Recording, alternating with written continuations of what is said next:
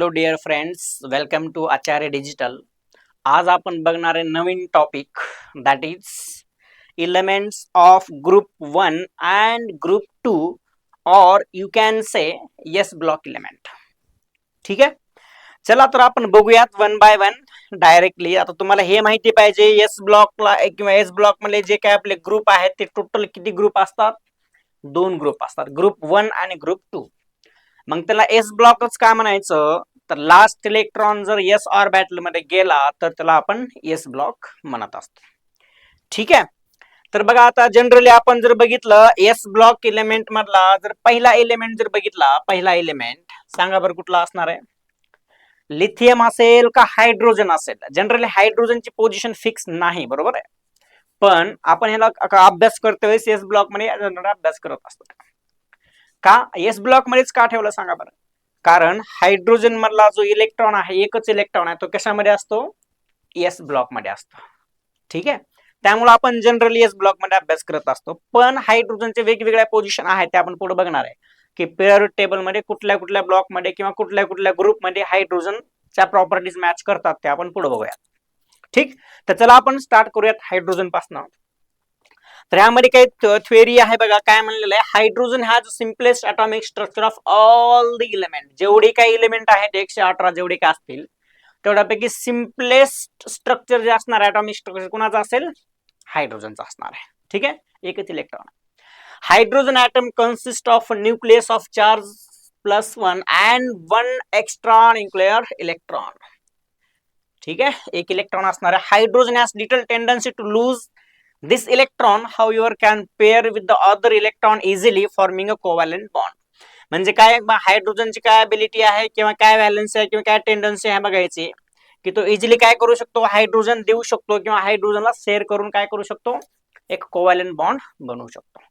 ठीक, बघा it exist in diatomic form. Hydrogen generally बघा अशा फॉर्म मध्ये असणार आहे का सांगा. हायड्रोजन अशा फॉर्म मध्ये कधीच नसणार. तुम्ही तर म्हणाल सर आता जर आपण ग्रुप 1 मधले जर एलिमेंट काउंट केले तर बघा तुम्ही सोडियम घ्या, सोडियम अशा फॉर्म मध्ये असतो, लिथियम अशा फॉर्म मध्ये असतो, पोटॅशियम अशा फॉर्म मध्ये असतो, बरोबर. हे तर डायटॉमिक फॉर्म मध्ये नसतात. मग हायड्रोजन का असं नसणार आहे, आताच तुम्हाला अगोदर सांगितलं मी तुम्हाला की हायड्रोजनचा लास्ट इलेक्ट्रॉन एस ब्लॉक मध्ये असतो, त्यामुळे आपण हायड्रोजनला जनरली एस ब्लॉक मध्ये अभ्यास करतो. पण ऍक्च्युअली जर बघितलं ते पोझिशन फिक्स नाही हायड्रोजनचे. कारण मला सांगा ग्रुप 1 मध्ये जर फिक्स असता तर ग्रुप 1 मधले जे काय दुसरे एलिमेंट आहेत त्यांच्या काय प्रॉपर्टी आहेत, ते सिंगल ॲटॉम फॉर्म मध्ये स्टेबल असतात, है ना.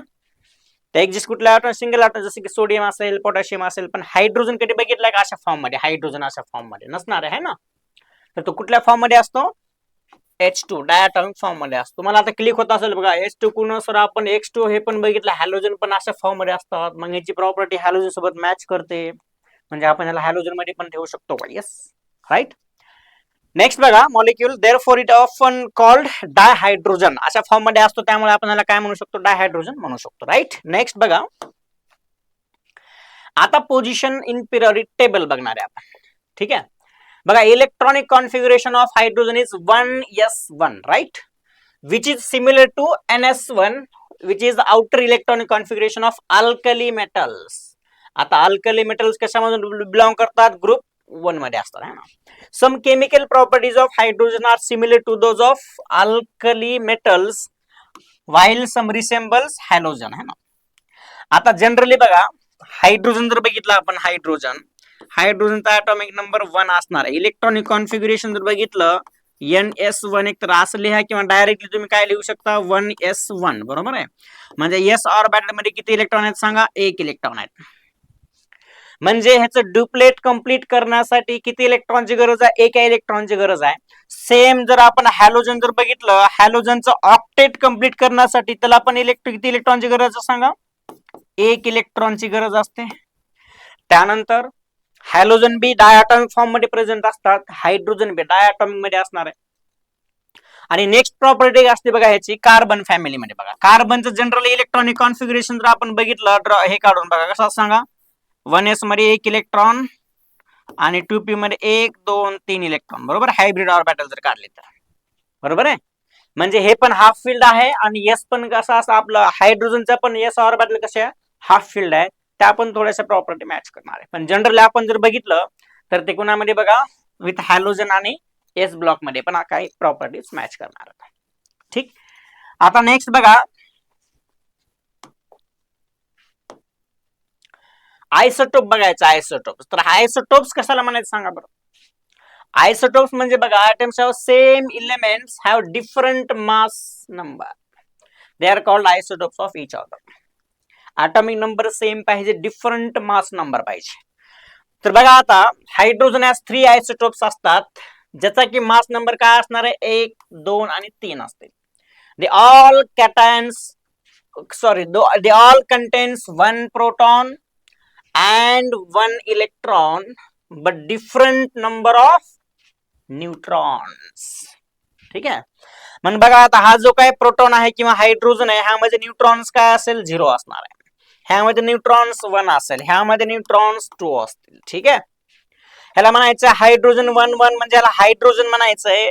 जर H हायड्रोजन वरती 1 आणि 2 जर असेल तर ड्यूटेरियम म्हणायचंय आणि हायड्रोजनचा मास नंबर 3 जर असेल त्याला काय म्हणायचं सांगा ट्रिटियम म्हणायचंय. तर ह्या 3 पैकी हा तुमचा कसा असणार ट्रिटियम रेडिओ ऍक्टिव्ह असणार आहे. कसा असेल रेडिओ ऍक्टिव्ह असेल. ठीक आहे. पुढे नेक्स्ट बघा आता कॅरेक्टरिस्टिक बघा याच्यामध्ये. तर ह्याच्यामध्ये बघा काय काय सांगितलेले आपल्याला आयसोटोप दिले, हायड्रोजन आहे, ड्यूटेरियम आहे, ट्रिटियम आहे. त्यांचा सिम्बॉल जर बघितला तर हायड्रोजन लिहा किंवा H11 लिहा किंवा H1 लिहायचं.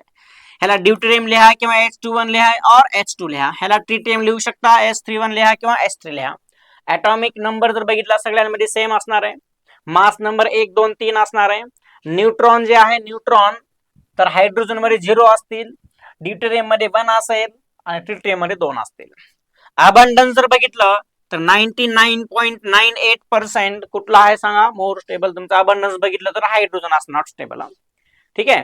आणि स्टॅबिलिटी बघितलं स्टेबल असणार आहे हायड्रोजन. त्यानंतर बघा आपला जो काही ड्यूटेरियम आहे त्याचा असणार आहे 0.015%. हा पण स्टेबल असणार आहे. आणि हा जो काय असणार आहे तुमचा कुठला ट्रिटियम एकदम ट्रेस अमाउंट मध्ये असणार आहे. ठीक. ओके.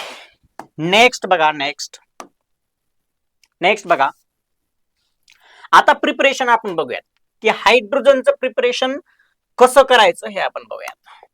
तर पहिली मेथड आहे लॅबोरेटरी मेथड, म्हणजे लॅब मध्ये आपण बनवत असतो. बरोबर आहे का. लॅब मध्ये तर लॅब मध्ये काय करतो बघा dihydrogen is prepared in laboratory by the action of dilute HCl घ्या हायड्रोक्लोरिक ऍसिड आणि झिंक ग्रॅन्युअल्स घ्या.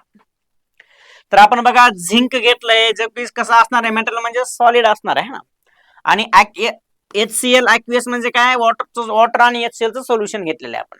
ह्या दोघांची रिएक्शन केल्यानंतर Zn आणि ह्याचं डिसोसिएशन कसं होतं HCl चं सांगा बरं. H प्लस आणि Cl मायनस असणार आहे. बरोबर आहे. H प्लस आणि Cl मायनस. आणि झिंक काय करू शकतो बघा 2 इलेक्ट्रॉन देऊ शकतो. बरोबर आहे. 2 इलेक्ट्रॉन लॉस करू शकतो. मग इथं बनतं ZnCl2 हा पण ऍक्वियस असणार आहे आणि एक H2 कसा असेल गॅसियस असणार आहे.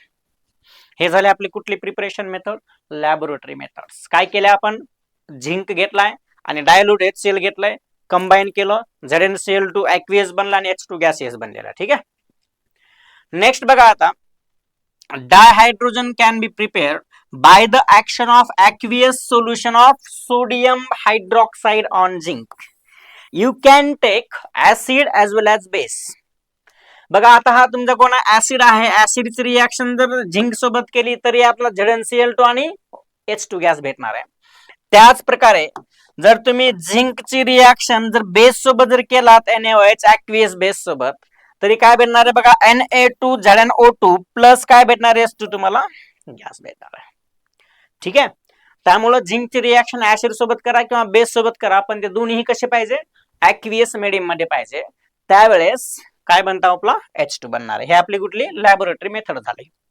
नेक्स्ट बघा इंडस्ट्रियल मेथड बघूयात आपण. इंडस्ट्रीमध्ये जर बनवायचं असेल मोठ्या मोठ्या कंपनीमध्ये तर त्यावेळेस कसं बनवतो बघा simply electrolysis of pure water. वॉटरचं इलेक्ट्रोलायसिस करायचं आहे बनवा. तर pure water is a poor conductor of electricity. बरोबर आहे. Yes. Therefore dilute aqueous solution of acid or base is used to prepare dihydrogen by electrolysis. लक्षात घ्या तुम्ही जर सिम्पली प्युअर वॉटर जर घेतला तर तो पुअर कंडक्टर ऑफ इलेक्ट्रिसिटी असणार आहे ना, त्यामुळे त्याची कंडक्टिव्हिटी वाढवण्यासाठी काय करतो आपण मग सांगा, त्याच्यामध्ये एक ऍसिड टाकायचं किंवा बेस टाकायचं. ठीक आहे, एकतर ऍसिड टाका किंवा अल्कली मीडियम, अल्कली म्हणजे बेसिक मीडियम करायचं, जेणेकरून त्याची कंडक्टिव्हिटी काय झाली पाहिजे, वाढली पाहिजे. त्यानंतर त्याचं काय करायचं, इलेक्ट्रोलायसिस करायचं. तर बघा एक्झाम्पल बघा, electrolysis of dilute aqueous solution of sulphuric acid yields 2 volume of hydrogen at cathode. लक्षात ठेवा बरं का, कॅथोड साइडला जे आहे, कॅथोड साइडला काय कशाचे 2 volume of hydrogen at cathode, cathode साइडला काय भेटणार आहेत, हायड्रोजन, आणि 1 volume of oxygen at anode, anode साइडला काय भेटणार आहे, ऑक्सिजन. जर तुम्ही वॉटरचं इलेक्ट्रोलायसिस केलात तर कॅथोड साइडला काय बनणार आहे आणि एनोड साइडला काय बनणार आहे, असं जर क्वेश्चन आला तर कॅथोड साइडला हायड्रोजन बनेल आणि एनोड साइडला ऑक्सिजन बनणार आहे. बघू शकता रिएक्शन. वॉटर घ्या, वॉटर इलेक्ट्रोलायसिस करा, ट्रेस ऑफ ऍसिड और अल्कलीचं स्मॉल मीडियम घ्यायचं आहे, त्यामध्ये एक H2 गॅस भेटणार आहे आणि एक O2 भेटणार आहे. H2 कोण्या साइडला भेटेल सांगा, कॅथोड साइडला भेटेल, कॅथोड, आणि ऑक्सिजन कोण्या साइडला भेटणार आहे, एनोड साइडला भेटेल. तर हे अशा पद्धतीने आपली इंडस्ट्रियल मेथड असणार आहे. ठीक, ओके. नेक्स्ट बघा, फ्रॉम कार्बन और हायड्रोकार्बन्स, कार्बन और हायड्रोकार्बन्स पासून पण आपण काय करू शकतो, हायड्रोजन सिंथेसिस करू शकतो. 3 stages are involve in this industrial process of preparation of dihydrogen. हे पण तुमची इंडस्ट्रियल प्रोसेस आहे बरं का, जे की इंडस्ट्रीमध्ये यूज केले जाते. ह्यामध्ये स्टेज 1 म्हणजे फर्स्ट स्टेप मध्ये बघा काय केलं जातं, आपण स्टेज फर्स्ट मध्ये reaction of steam on hydrocarbon और कोक. कोक म्हणजे सिंपली कार्बन असणार आहे आणि हायड्रोकार्बन म्हणजे ज्यामध्ये काय असेल, हायड्रोजन प्लस कार्बन असणार आहे. ठीक आहे, तर काय करायचं बघा, ह्याला काय करा, ऍट 1270 केल्विनला काय टेम्परेचरला काय करा, in presence of nickel catalyst gives water gas which is a mixture of carbon monoxide and hydrogen. तर काय होतं बघा, तुम्ही काय घ्या, हायड्रोकार्बन आणि वॉटर घ्या आणि ह्याला काय करायचं, हीट करा. आणि कुठला कॅटलिस्ट यूज करतो आपण, निकेल कॅटलिस्ट यूज करतो, निकेल कॅटलिस्ट लक्षात ठेवायचा. तर याचं कन्वर्जन वॉटर गॅस मध्ये होतं, वॉटर गॅस. आणि वॉटर गॅस तुम्हाला विचारलं जातं बरं का, बॅटरी वॉटर गॅसचं काय कंपोजिशन असतं, काय काय सांगा, कार्बन मोनॉक्साइड प्लस H2 असणार आहे. ह्याने हा पण गॅस असेल आणि हा पण गॅसेस मध्ये असणार. ठीक आहे, सॉरी. ठीक आहे, तर वॉटर गॅस कसा असतं, CO प्लस H2. हे झालं स्टेप नंबर 1 मध्ये. आता नेक्स्ट बघा, एक मिनिट, हा स्टेज 1 झाली. आता नेक्स्ट बघायचं आपल्याला, ह्याच्यामध्ये काय दिलेलं आहे बघा, as water gas is used for synthesis of methanol. Methanol synthesis करण्यासाठी वॉटर गॅस यूज करतात. And number of hydrocarbon it is called syngas. ठीक आहे, त्याला सीन गॅस पण म्हणलं जातं बरं का वॉटर गॅसला. तर कुठे यूज करतात हे, मिथेनॉल बनवण्यासाठी किंवा वेगवेगळे हायड्रोकार्बन्स बनवण्यासाठी यूज केले जातात. नेक्स्ट बघा, production of syn gas is also the first stage of gasification of coal. तर कार्बन म्हणजे कोक म्हणतो, कोक आणि वॉटर घ्या, ह्याला हीट करा, हीट केले की काय बनतं, अगेन CO प्लस H2 म्हणजे कुठला असणार आहे, सीन गॅस, किंवा तुम्ही याला काय म्हणू शकता, वॉटर गॅस, वॉटर गॅस. ठीक आहे, नेक्स्ट बघा, आता स्टेज 2 मध्ये बघा, वॉटर गॅस शिफ्ट रिएक्शन. ठीक आहे, लक्षात घ्या, वॉटर गॅस शिफ्ट रिएक्शन मध्ये कशाचं कन्वर्जन कशामध्ये होतं बघा, water gas shift reaction. The carbon monoxide in the water gas is transformed into carbon dioxide by reacting with steam in presence of iron chromate as a catalyst. This is called water gas shift reaction. तुम्हाला जर विचारलं water gas shift reaction मध्ये कुठला catalyst use करतात, which of the following catalyst is used in water gas shift reaction, तर तुम्हाला सांगता आला पाहिजे कुठला आहे, सांगा बरं, आयरन क्रोमेट. ठीक आहे, आयरन क्रोमेट असणार आहे.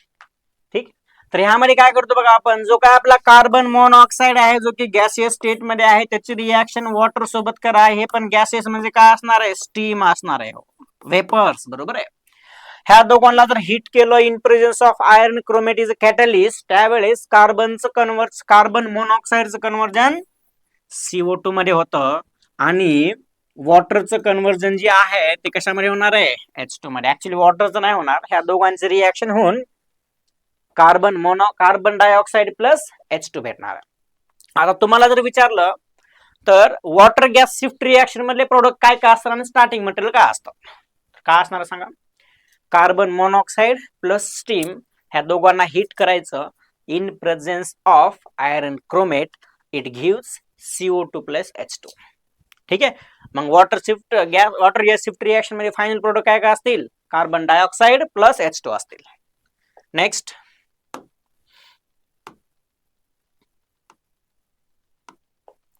आता स्टेज 3 मध्ये बघा. स्टेज 3 मध्ये काय होतं बघा, carbon dioxide is removed by scrubbing with sodium arsenate solution.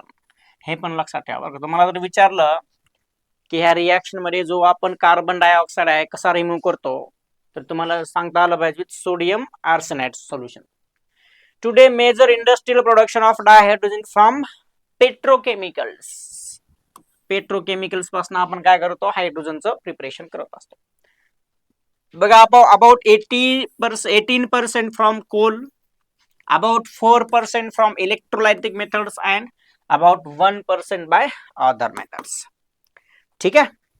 तर अशा पद्धतीने ह्या 3 स्टेटमेंट झालेले आपलं प्रिपरेशन इंडस्ट्रियल मेथड्स. आता आपण बघूयात हायड्रोजनच्या कुठल्या प्रॉपर्टीज, फिजिकल प्रॉपर्टीज.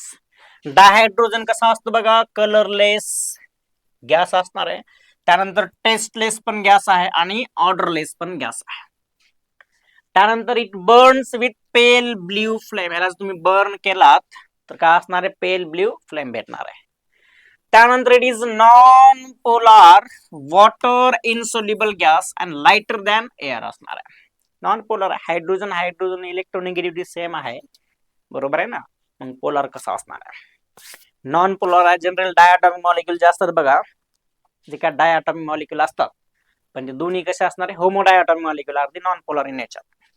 आता chemical property, reaction with metal. जर हायड्रोजनची रिएक्शन मेटल सोबत केला तर काय बनतं बघा, dihydrogen combine with all reactive metals such as alkali metals.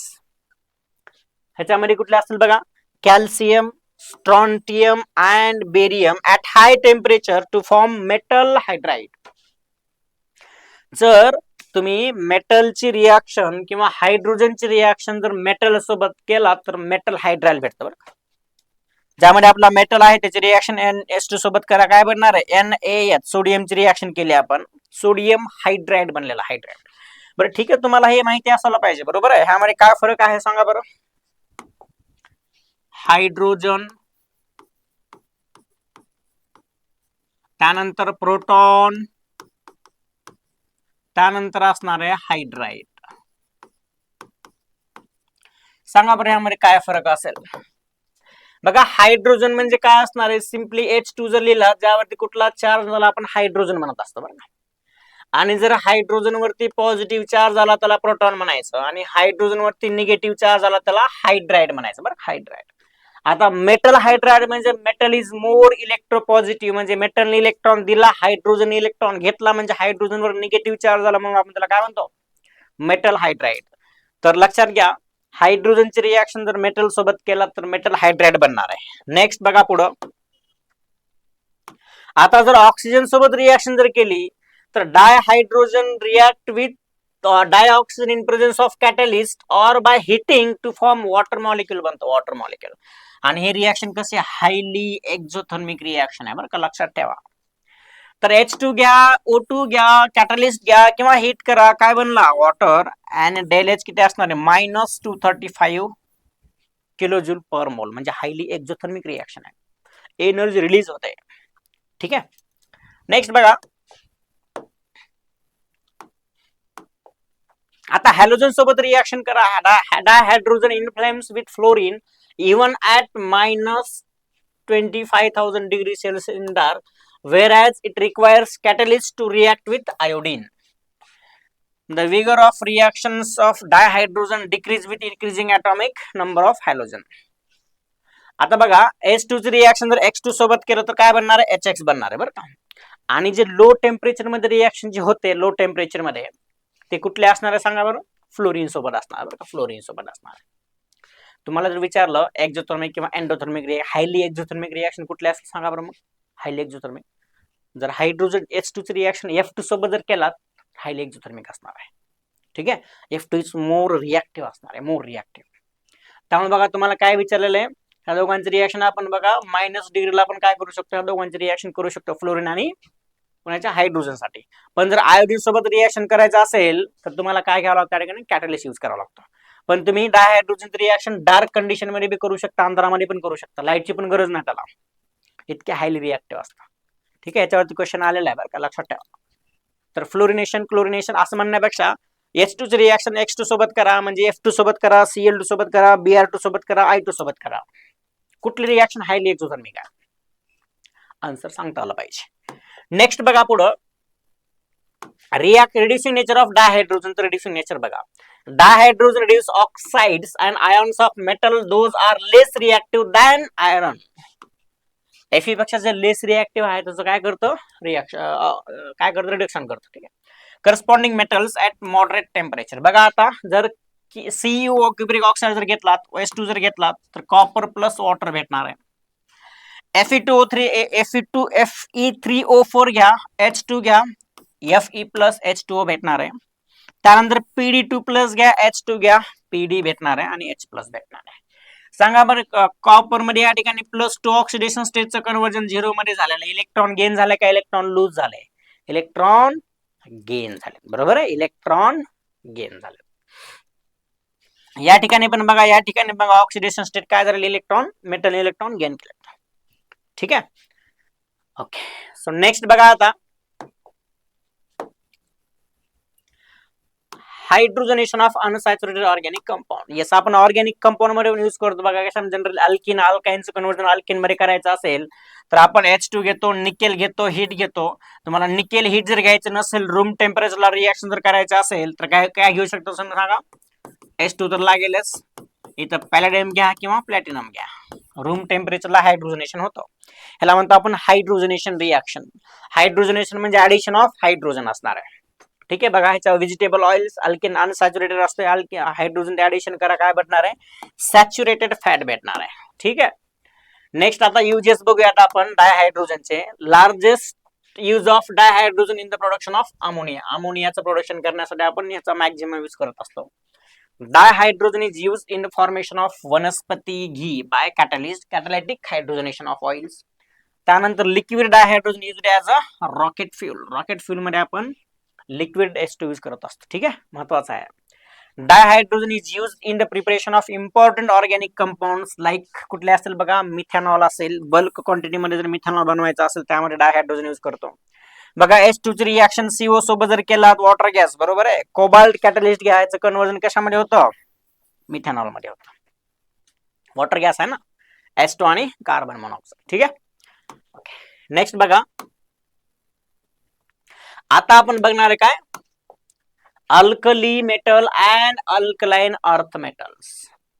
ठीक आहे, ह्यांचं इंट्रोडक्शनचे काय पॉइंट बघूया. इंट्रोडक्शन मध्ये बघा, the element of the group 1 and 2 are replaced on the left in the period table. Period table मध्ये जर बघितला, पहिला काय असतो तुमचा S ब्लॉक इलेमेंट, सेंटरला D ब्लॉक इलेमेंट आणि राईट साइडला P block element. S block element मध्ये 2 ग्रुप असतात, ग्रुप 1 आणि ग्रुप 2, राईट. तर ते आपल्या कशामध्ये असतील, S ब्लॉक मध्ये. ह्याच्यामध्ये काय होतं बघा, last electron centres into NS subshell. NS मध्ये इलेक्ट्रॉन, S ऑर्बिटल मध्ये इलेक्ट्रॉन जातो, त्यामुळे S ब्लॉक म्हणत असतो आपण, है ना. बघा, thus they belongs to the S block of the periodic table, right. Group 1 of the periodic table consists of the element that is, बघा ग्रुप 1 मध्ये कुठले कुठले असतील, हायड्रोजन असेल, लिथियम असेल, त्यानंतर असणार आहे सोडियम असेल, पोटॅशियम असेल, रुबिडियम असेल, सेजियम असेल, त्यानंतर फ्रान्सियम असणार आहे. ठीक आहे, हे तुमचे कशामध्ये असतील, ग्रुप 1 मध्ये असणार आहे. कुठले कुठले, hydrogen, lithium, sodium, potassium, rubidium आणि सेजियम, त्यानंतर फ्रान्सियम असणार आहे.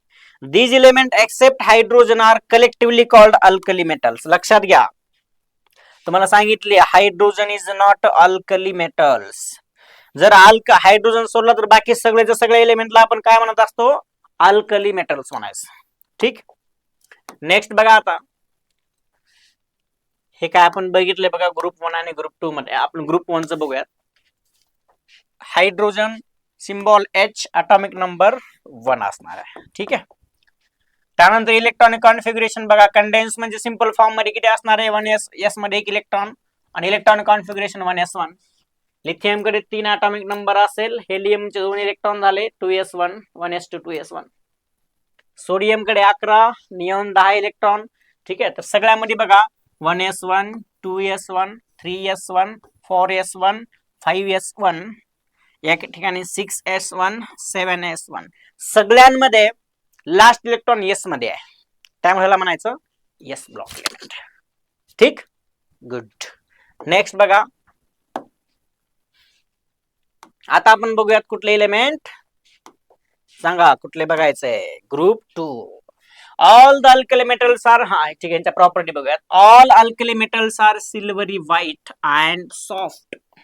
तुम्हाला स्टेटमेंट वाईज देऊ शकतो बघा, क्वेश्चन विचारू शकतो. खालील 4 स्टेटमेंट पैकी कुठलं स्टेटमेंट करेक्ट आहे, कुठलं चुकीचं आहे. तसं जर विचारले तुम्हाला स्टेटमेंट माहिती पाहिजे है ना.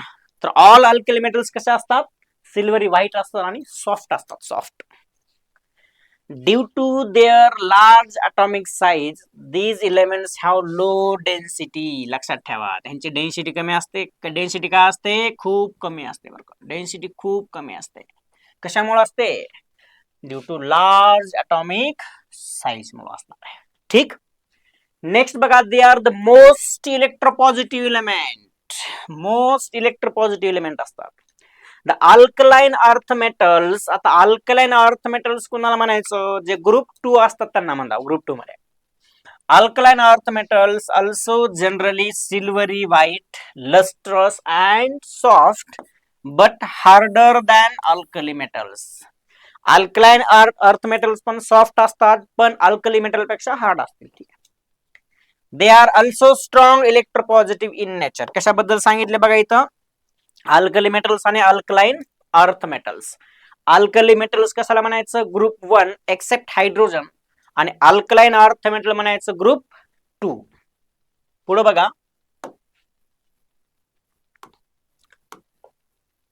The element of group 1 and group 2 both being S block elements, right, shows similarly in their chemical properties.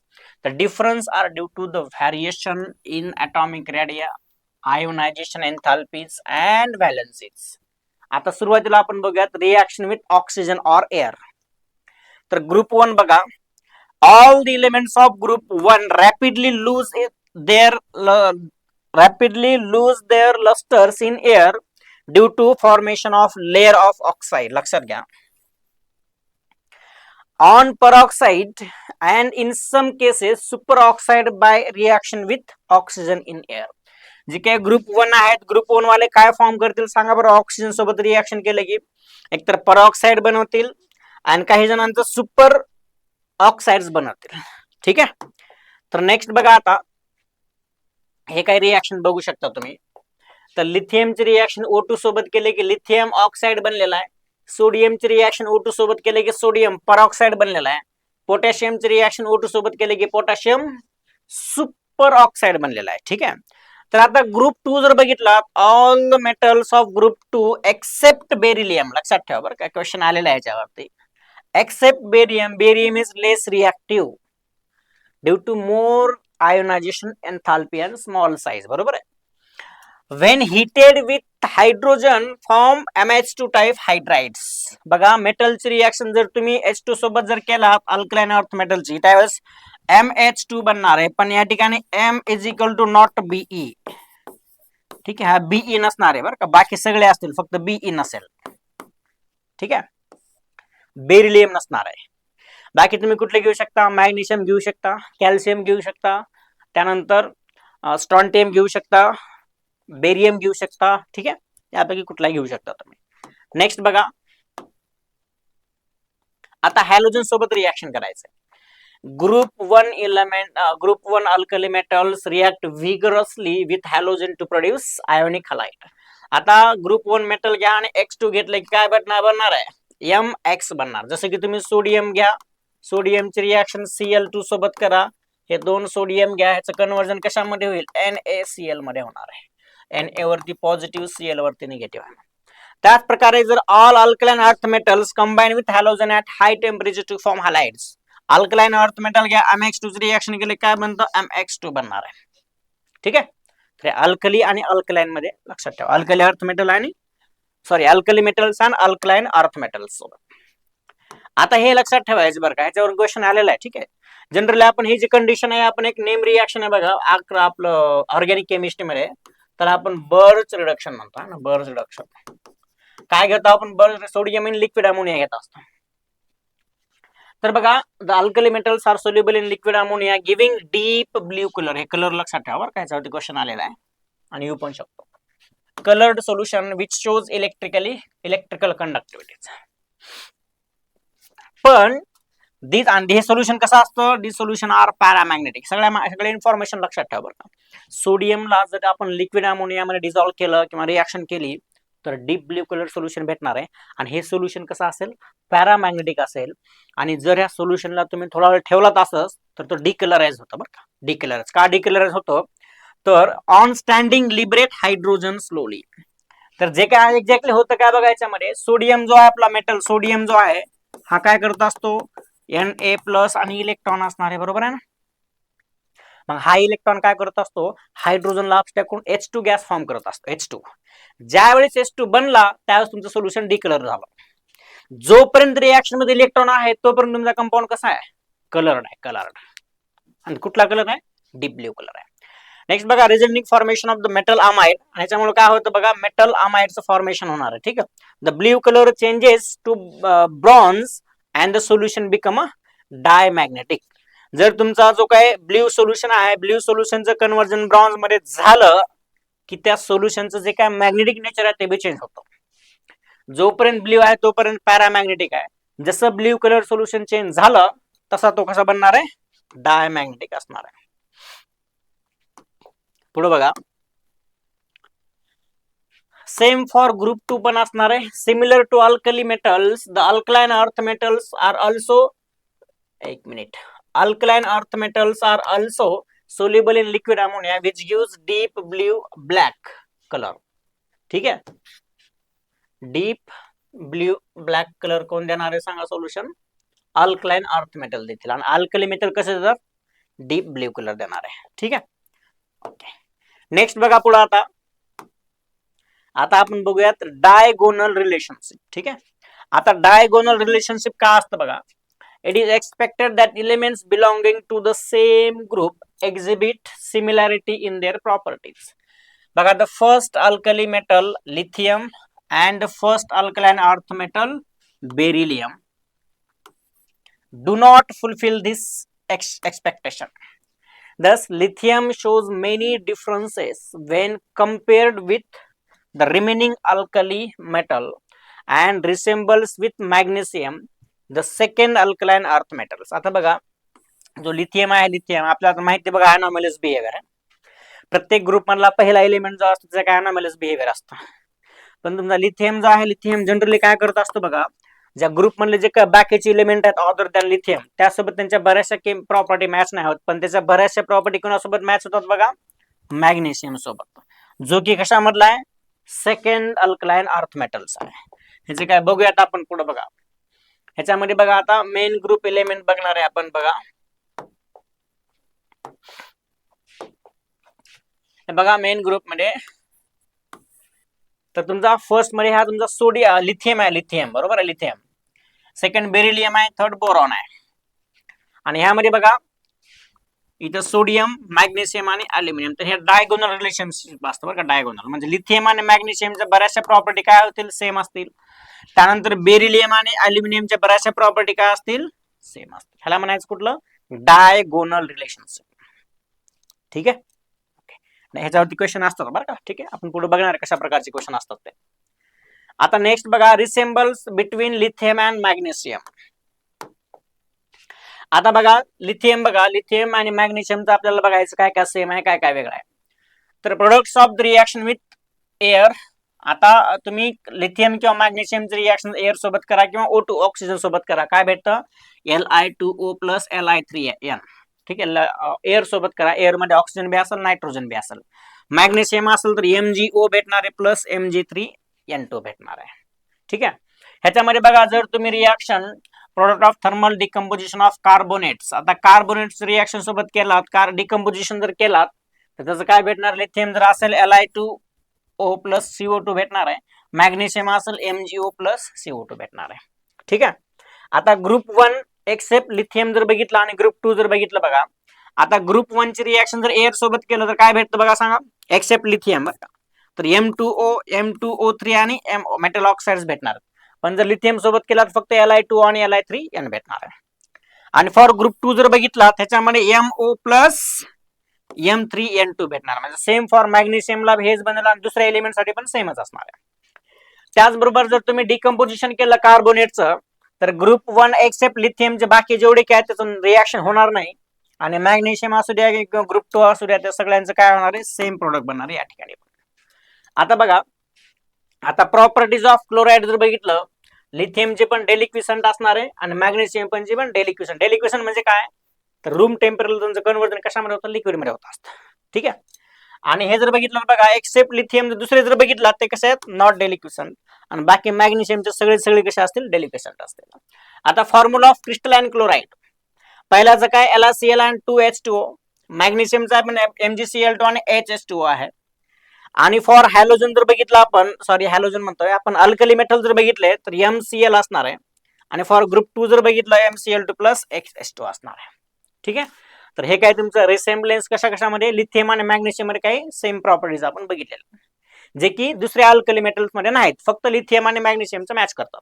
त्यामुळे लिथियम आणि मॅग्नेशियमचं कुठलं रिलेशन असणार, डायगोनल रिलेशन असणार. ठीक, पुढे बघा,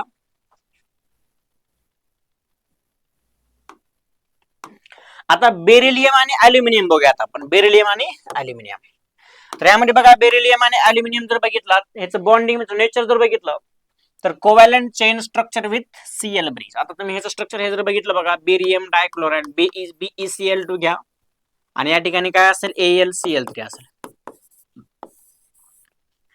तर तुमचा बेरियम क्लोराइड आहे BeCl2 बेरिलियम क्लोराइड, कसा असणार आहे, covalent chain structure with chlorine is bridge.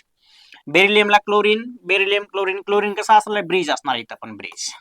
Same for aluminium जर डायमर जर केला Cl2 सोबत काय असणार आहे बघा, इथं क्लोरीन ब्रिज आहे, इथं क्लोरीन ब्रिज असणार आहे. आता वेदर लेविस ऍसिड बघा, तुमचा BeCl2 स्ट्रॉंग लेविस ऍसिड आहे आणि AlCl3 पण कसा आहे, स्ट्रॉंग लेविस ऍसिड आहे. सोल्युबिलिटी इन ऑर्गॅनिक सॉल्व्हंट बघा, BeCl2 पण सोल्युबल आहे, AlCl3 पण सोल्युबल आहे. आता properties of oxide that is acidic, basic, amphoteric, तर तुमचा बेरिलियम क्लोराइड जो आहे तो काय असणार, बेरिलियमचे काय असतील ऑक्साइड तुमचे, एम्फोटेरिक असतात. बेरिलियम ऑक्साइड HCl सोबत रिएक्शन केलं BeCl2 प्लस H2 बनवेल, आणि ह्याची रिएक्शन बेस सोबत केलात की काय बनेल, NaBeO2 आणि वॉटर बनणार आहे. म्हणजे जे काय बेरिलियमचे ऑक्साइड्स असतात ते कसे असतात, एम्फोटेरिक असतात. अल्युमिनियमचे ऑक्साइड्स पण कसे असतात, एम्फोटेरिक असणार आहे. त्यानंतर बघा, आता ग्रुप 2 आणि ग्रुप 2 जर बघितलं आणि अल्युमिनियम फॅमिली म्हणजे ग्रुप कुठला असणार, 13 जर बघितलं बघा, तर ग्रुप 12 बाकीचे कुठले असतात, आयोनिक अदर दॅन दिस वन. आणि ह्याचे जे काही आपलं कुठला ग्रुप 13 मध्ये कुठले असतील, कोव्हॅलंट असतील.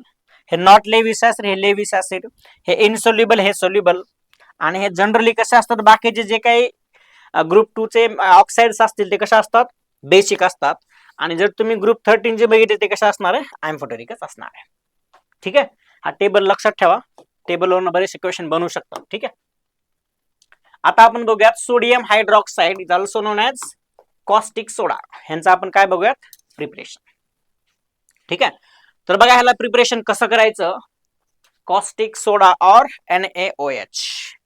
तर सोडियम हायड्रॉक्साइड और कॉस्टिक सोडा ह्याचा फॉर्म्युला कसा असणार, NaOH. ह्याचं प्रिपरेशन बघूयात बघा. तर प्रिपरेशन मध्ये काय विचारलेलं आहे, सोडियम बघा काय दिलेलं आहे, sodium hydroxide is commercially obtain bye electrolysis of saturated aqueous solution of sodium chloride. तर बघा आता NaCl घ्यायचे, NaCl. ठीक आहे, तर NaCl ची रिएक्शन ज्या वेळेस तुम्ही कुणासोबत करायला सांगा, बघा आता NaCl रिएक्शन Hg सोबत केल्यानंतर ऍट कॅथोड साइडला रिएक्शन जर बघितलं सोडियम आणि सोडियमचं कन्वर्जन कशामध्ये इलेक्ट्रॉन मध्ये होतं ना. सोडियम आणि इलेक्ट्रॉनचं रिएक्शन केलं की काय NaHg सोडियम अमालगम म्हणतो आपण त्याला. ठीक आहे, ह्याला NaHg असं लिहू शकतो आपण, सोडियम अमालगम. आणि कॅथोड साइडला जो काही क्लोरीन इलेक्ट्रॉन अब्स्ट्रॅक्ट करणार आहे आणि 2 Cl2 घेतलं काय बनेल 1/2 Cl2 बनणार आहे, 1/2 Cl2 प्लस इलेक्ट्रॉन. ठीक आहे, तर बघा sodium hydroxide is obtain by the treating sodium amalgam with water with hydrogen gas is liberated. आता काय करा, हा जो काय सोडियम अमालगम भेटलेला आहे आपल्याला NaHg, ह्याची रिएक्शन वॉटर सोबत करा. वॉटर सोबत केलं की काय बनतं सांगा, NaOH बनतो, Hg बनतं आणि एक H2 भेटणार आहे. हे झाले पहिली preparation method.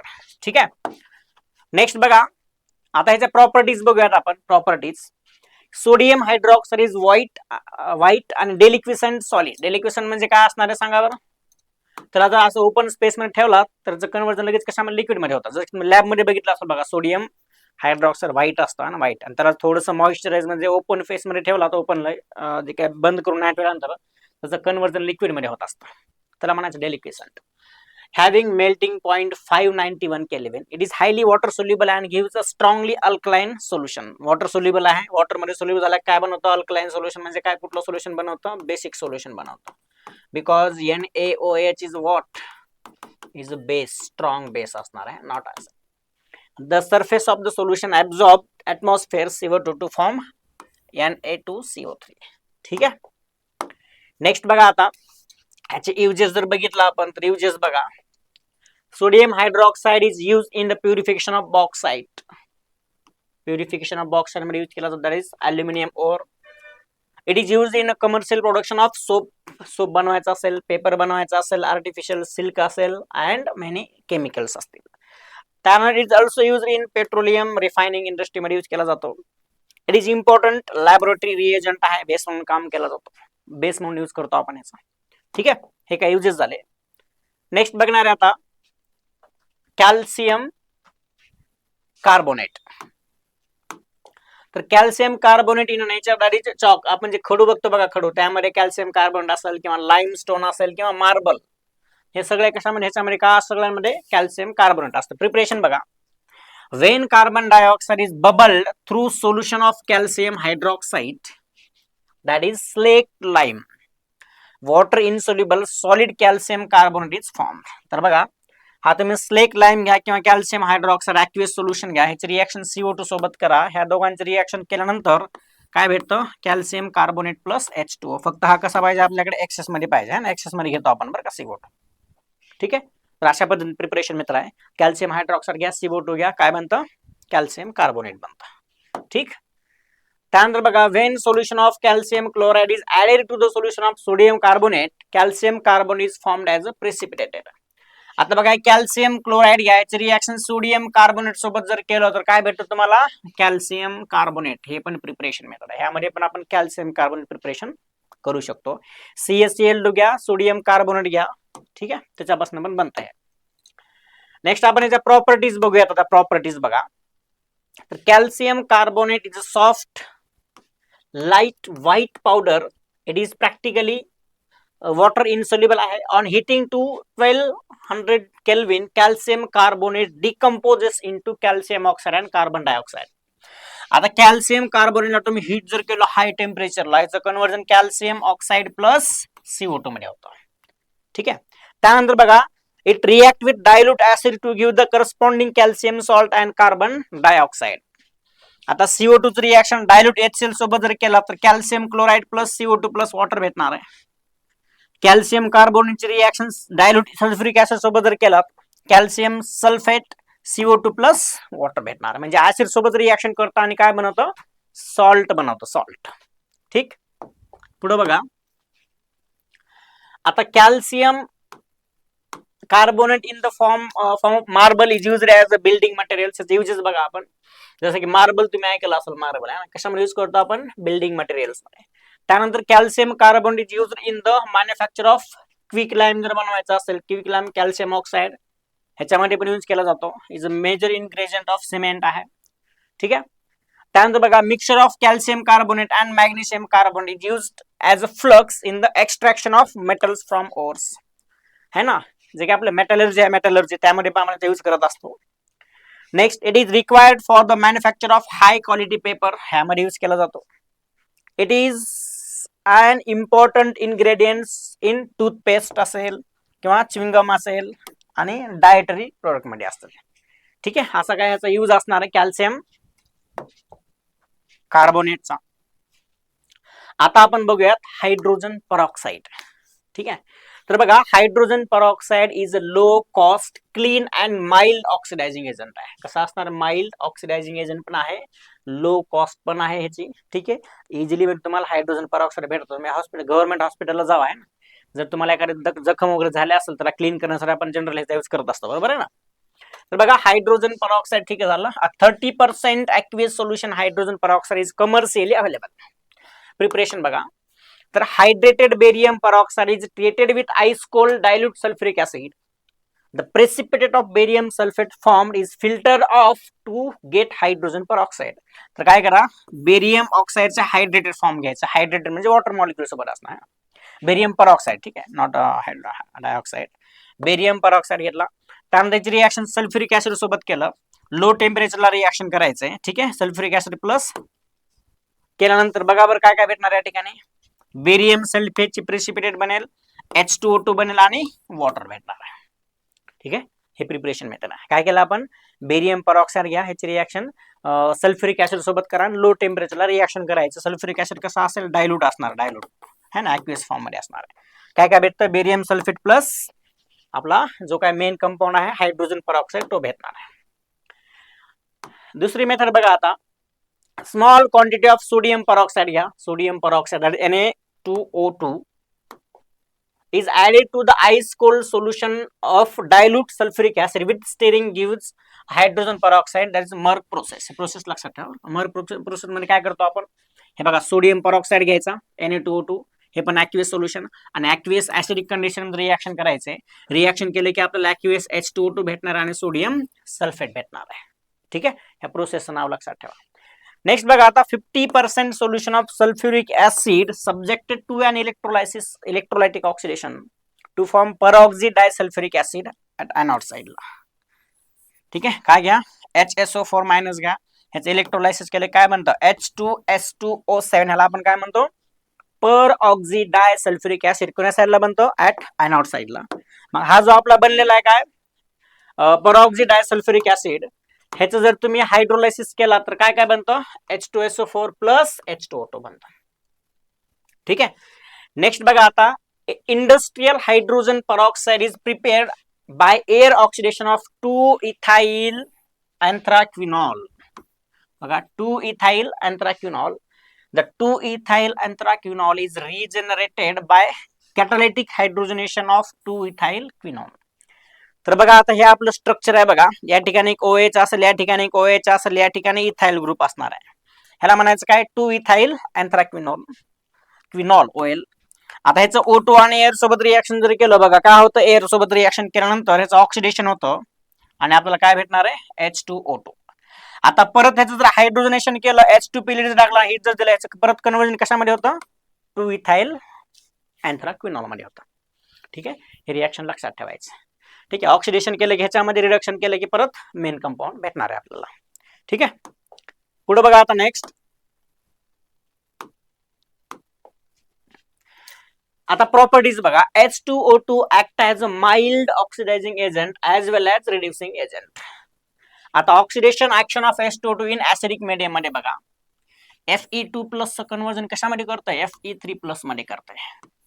Fe2+ conversion Fe3+ मध्ये. इलेक्ट्रॉन गेन झाले की इलेक्ट्रॉन लूज झाले, सांगा बरं. 2+3+ म्हणजे इलेक्ट्रॉन काय झाले, लूज झालेले. ठीक आहे, इलेक्ट्रॉन लूज झालेले.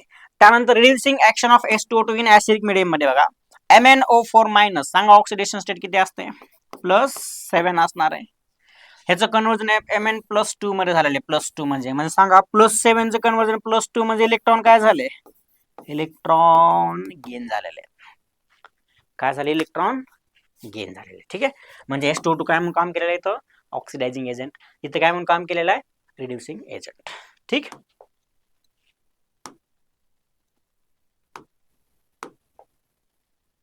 आता लिथियम अल्युमिनियम हायड्राइड बघा, याला शॉर्ट मध्ये आपण LaH म्हणत असतो. ऑर्गॅनिक केमिस्ट्री मध्ये खूप यूज आहे बरं का याचा, रिड्युसिंग एजंट म्हणून काम करत असतो है ना. तर बघा याचं प्रिपरेशन कसं होतं. Lithium aluminium hydride treated with aluminium chloride to give lithium aluminium hydride. तर काय करा, 4 लिथियम हायड्राइड घ्या, ह्याची रिएक्शन AlCl3 सोबत करा, लिथियम अल्युमिनियम हायड्राइड बनला आणि 3 मोल LiCl जे बनला. याला शॉर्ट मध्ये आपण LaH म्हणतो. And it is strong reducing agent.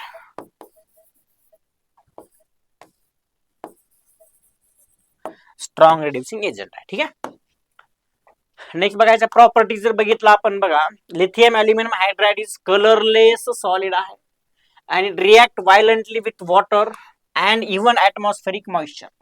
आता जे युजेस बघा, lithium aluminium hydride is source of hydride and therefore used as reducing agent in organic synthesis. बघा आपला काय ईस्टर आहे, ईस्टर. तर ईस्टर वरती लिथियम अल्युमिनियम हायड्राइड जर टाकलात तर 2 अल्कोहोल भेटतात बघा. एक ह्याचा एक अल्कोहोल आणि एक हा एक अल्कोहोल असणार है ना. हा पण अल्कोहोल आणि हा पण. हा तुमचा ऑलवेज कसा प्रायमरी अल्कोहोल असेल आणि हा डिपेंड करेल हा ग्रुप कसा आहे.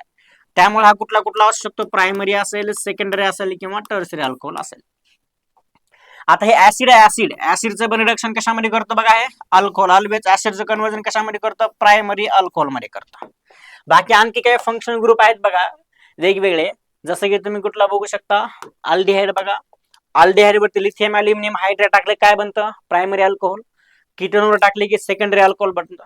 ठीक आहे. सायनाइड वर टाकले की प्रायमरी अमाइन बनतं. अमाइड वर टाकले की प्रायमरी अमाइन बनतं. असे काही भरपूर युजेस आहेत त्याचे. नेक्स्ट बघा, lithium aluminium hydride is useful to prepare PH3 that is phosphine. तर काय करा, PCl3 घ्या आणि लिथियम अल्युमिनियम हायड्राइड घ्या, ह्या दोघांची रिएक्शन केलं काय बनतं, PH3 AlCl3 आणि LiCl बनत असतं. ठीक आहे. नेक्स्ट बघा आता. ओके, सो अशा पद्धतीने आपला जो काही एलिमेंट ऑफ ग्रुप 1 आणि ग्रुप 2 असतील किंवा S ब्लॉक एलिमेंट असतील, हा टॉपिक या ठिकाणी संपलेला आहे. आता आपण बघूया त्याचे PYQs, म्हणजे आतापर्यंत कसे क्वेश्चन आलेत ह्या टॉपिक वरती किंवा कुठून क्वेश्चन आलेत ते आपण बघणार आहे. ठीक. ओके.